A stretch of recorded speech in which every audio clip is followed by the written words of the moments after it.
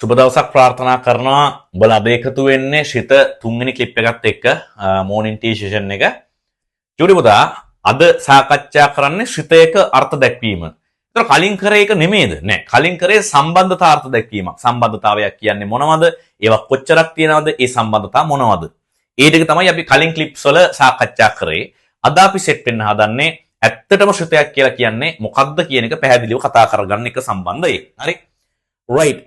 මං එන්නම් ගිය සතිය අපි නතර කරගත්ත තැනට අපි සම්බන්ධතා ಜಾති හතරක් ඉගෙන ගත්තානේ අති පැහැදිලිව. මොනවද මේ සම්බන්ධතා ಜಾති හතර ජෝඩි පුතා?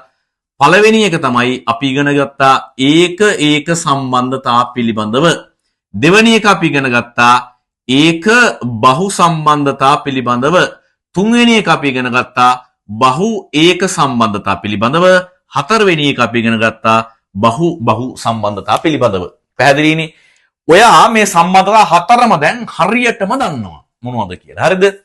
එතකොට මොකක්ද ඇත්තටම ශිතයක් කියලා කියන්නේ? මෙන්න මෙහෙම එකක්. දැන් හිතහන්කෝ මම ශිතය හඳුන්වන්න යන්නේ පුතා. ශිත අර්ථ දක්වන්න යන්නේ. මේ පැත්තේ තියෙන ඕන්න කුලකයක් මම එයා x කියලා දාගන්නම්. මේ පැත්තේ තියෙන කුලකයක් මම එයා y කියලා දාගන්නම්. හරි? දැන් අපි දන්නවා මෙන්න මේ පැත්තෙන් එහා පැත්තට අවයව අනුරූපණය කරන නීතියක් තමයි සම්බන්ධතාවයක් කියලා කියන්නේ. එහෙම එව්ව හතරක් තියෙනවා. ඒ හතර මොනවද කියලා ඔයා දන්නවා. පුතා මේ සම්බන්ධතා හතරෙන් හොඳට තේරුම් ගන්න. මේ සම්බන්ධතා හතරෙන් පළවෙනි සහ තුන්වෙනි සම්බන්ධතා තෘප්ත කරන ඕනෑම සම්බන්ධතාවයක් අපි කියනවා ශිතයක් කියලා. right? තේරුම් ගන්න. ඒක සම්බන්ධයක් කියන්නේ ශිතයක්. බහු ඒක සම්බන්ධයක් කියන්නේ ශිතයක්. පැහැදිලිනේ? මේ සම්බන්ධතා දෙක සෙට් වෙන ඕනෑම සම්බන්ධතාවයකට අපිට නිට්ටාවට කියන්න පුළුවන් මොකක් කියලාද? ශිතයක් කියලා.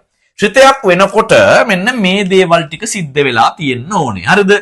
මේ x කුලකයේ ඇතුලේ ඔයා තෝරගන්න හැම අවයවයක්ම x කුලකයේ ඇතුලේ ඔයා තෝරන හැම අවයවයක්ම ඔයා හොද්දන මතක තියාගන්න තාත්වික සංඛ්‍යා කුලකය තුල පවතින අවයවයක් වෙන්න ඕනේ. ඒ කියන්නේ හරිද? ඔයා x කුලකය තුල අවයව ලියනකොට හොඳට ඔළුවේ තියාගන්න ඒක ඇතුලේ තියෙන්න ඕනේ හැම ඉලක්කමක්ම තාත්වික සංඛ්‍යාවක් විය යුතුයි. වෙන කිසිම සංඛ්‍යාවකට x කුලකය තුල ඉඩ නැත. දෙවනි වැදගත් කාරණාව තමයි මේ x කුලකයේ ඇතුලේ තියෙන හැම ඉලක්කමකින්ම y කුලකය තුලට අවයවයක් අනුරූපණය විය යුතුයි.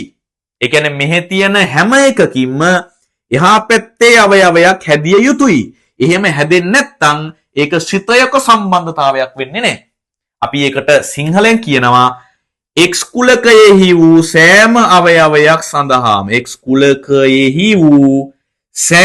අවයවයක් සඳහාම අවයවයක් අකුරු පෙරලෙනවා යකෝ අවයවයක් සඳහාම දිගටම දාමුකෝ අවයවයක් සඳහාම හරිද? ශිතය අපි සිංහලෙන් කියන්නේ මේ විදිහට ශිතය අර්ථ දැක්විය යුතුය. මොකද්ද යකෝ ඒ කිව්වේ? අර කලින් කියපු එකම තමයි බං. මොකද්ද කලින් කිව්වේ? x කුලකයේ තියෙන හැම අවයවයකින්ම y කුලකය තුලට අවයව හැදෙන්න ඕනේ. එහෙම හැදෙන්නේ නැත්නම් ඒක ශිතයක් නෙමෙයි. හැම අවයවයකින්ම එහා පැත්තට අවයව හැදෙන්න ඕනේ කියන එකට සිංහලෙන් කියන්නේ x වල හැම අවයවයක් සඳහාම ශිතය අර්ථ දැක්විය යුතුයි කියලා. එහෙමනම් ඔයා තේරුම් ගන්න ඒක සම්බන්ධතාවයක් කියන්නේ ශිතයක්. බහු ඒක සම්බන්ධතාවයක් කියන්නේ ශිතයක්. ශිතයක් වෙන තියෙනුනේ ඊළඟ වැදගත්ම තුරුප්පු දෙක තමයි අර x කුලකය ඇතුළේ තියෙන හැම ඉලක්කමක්ම තාත්වික සංඛ්‍යාවක් වෙන්න ඕනේ. ඊළඟට x කුලකය ඇතුළේ තියෙන හැම අනන්‍ය අවයවයකින්ම y කුලකය තුලට අවයව අනුරූපණය විය යුතුමයි. එහෙනම් මෙන්න මේ කතන්දර ටික ඕකේ වෙන ඕනෑම සම්බන්ධතාවයක් අපි කියනවා මොකක් කියලාද? ශිතයක් කියලා.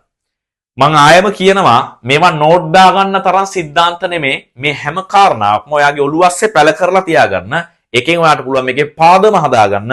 පුතා ෆවුන්ඩේෂන් එක හයිය ඕනම වෙලාවක ඔයාට ඕනම තට්ටු ගානක් මේ බිල්ඩින් එක නක් ගන්න පුළුවන්. පැහැදිලිනේ මම කියන කතන්දරේනේ. රයිට්. එහෙනම් එපමණයි අද දවසේ මගේ ක්ලිප් එකෙන් මම සාකච්ඡා කරන්න බලාපොරොත්තු වෙන්නේ.